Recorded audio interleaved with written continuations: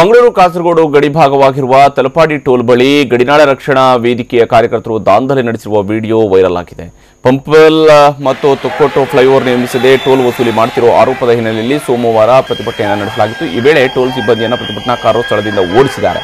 ಬಳಿಕ ಟೋಲ್ನ ತಡೆಗೋಲನ್ನು ಮುರಿದು ಎಲ್ಲಾ ವಾಹನಗಳನ್ನು ಪ್ರತಿಭಟನಾಕಾರರು ಉಚಿತವಾಗಿ ಬಿಡಿಸಿದ್ದಾರೆ. ಇದೀಗ ಈ ವಿಡಿಯೋ ವೈರಲ್ ಆಗಿದೆ.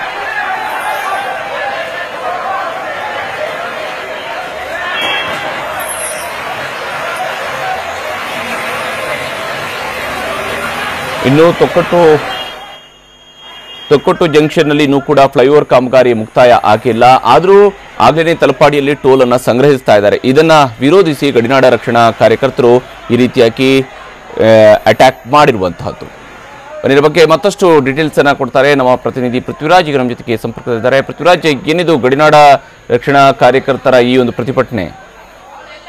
ಹರಿಪ್ರಸಾದ್, ಪ್ರಮುಖವಾಗಿ ಮಂಗಳೂರು ಮತ್ತೆ ಕಾಸರಗೋಡಿಗೆ ಮಿಡ್ಲಲ್ಲಿ ಬರುವಂತಹ ತಲಪಾಡಿ ಇಲ್ಲಿ ನವಾಗ ಟೋಲ್ ಇರುವಂತದ್ದು. ಸೊ ಇಲ್ಲಿ ಪ್ರತಿನಿತ್ಯ ಈ ರೀತಿ ಒಂದು ಕಿರಿಕ್ ಆಗ್ತಾನೆ ಇರುತ್ತೆ. ಆದ್ರೆ ಈ ಮಟ್ಟಿಗೆ ಒಂದು ದಾಂಧಲೆಯನ್ನ ಎಪ್ಸಿರುವಂತದ್ದು ಏನು ಮಂಗಳೂರಿನ ಪಂಪೆಲ್ ಸರ್ಕಲ್ ಇದೆ ಮತ್ತೆ ಮಂಗಳೂರು ಹೊರವಲಯದ ತೊಕ್ಕೊಟ್ಟು ಬಳಿ ಎರಡು ಫ್ಲೈಓವರ್ ಕಾಮಗಾರಿ ಇನ್ನೂ ಕಂಪ್ಲೀಟ್ ಆಗಿಲ್ಲ. ಆದ್ರೂ ಕೂಡ ಇಲ್ಲಿ ಈ ರೀತಿ ಟೋಲ್ ಅನ್ನ ಬಲವಂತವಾಗಿ ವಸೂಲಿ ಮಾಡ್ತಾರೆ. ಮತ್ತೆ ಇಲ್ಲಿನ ಲೋಕಲ್ ಜನಗಳು ಅಂದ್ರೆ ಅಲ್ಲಿ ಏನು ಅದು ಗಡಿ ಭಾಗ ಆಗಿರುತ್ತೆ, ಸೊ ಆ ಕಡೆ ಮತ್ತೆ ಮಂಗಳೂರಿಗೂ ಮತ್ತೆ ಕಾಸರಗೋಡಿಗೂ ಓಡಾಡುವಂತವ್ರು ಹೆಚ್ಚಿಗೆ ಇರ್ತಾರೆ. ಅವರು ದಿನನಿತ್ಯದ ಒಂದು ವ್ಯವಹಾರವನ್ನ ಮಾಡ್ಲಿಕ್ಕೆ ಮಂಗಳೂರಿಗೆ ಹಲವಾರು ಬಾರಿ ಬರ್ಬೇಕಾಗುತ್ತೆ.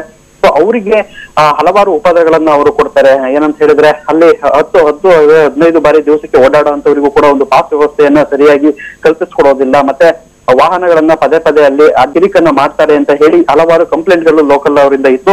ಸೊ ಅದರಿಂದ ಈ ಒಂದು ಗಡಿನಾಡ ರಕ್ಷಣಾ ವೇದಿಕೆ ಈಗ ಅಲ್ಲಿ ಹೋಗಿ ಈ ರೀತಿ ದಾಂಧಲೆಯನ್ನು ಎದುರಿಸಿರುವಂತದ್ದು. ಹೋಗಿ ಎಲ್ಲ ಅಲ್ಲಿ ಟೋಲ್ ನಲ್ಲಿ ಏನೇನ ಒಂದು ತಡೆಕೋಲ್ ಇರುತ್ತೆ ಅದನ್ನ ಕಿತ್ತಾಕಿ ಬರುವಂತ ಎಲ್ಲಾ ವಾಹನಗಳನ್ನ ಫ್ರೀಯಾಗಿ ಬಿಡೋದ್ರ ಮೂಲಕ ಇವರು ಒಂದು ಆಕ್ರೋಶನ ವ್ಯಕ್ತಪಡಿಸಿದ್ರು. ಧನ್ಯವಾದ ಪೃಥ್ವಿ ತಮ್ಮೆಲ್ಲ ಮಾಹಿತಿಗೆ.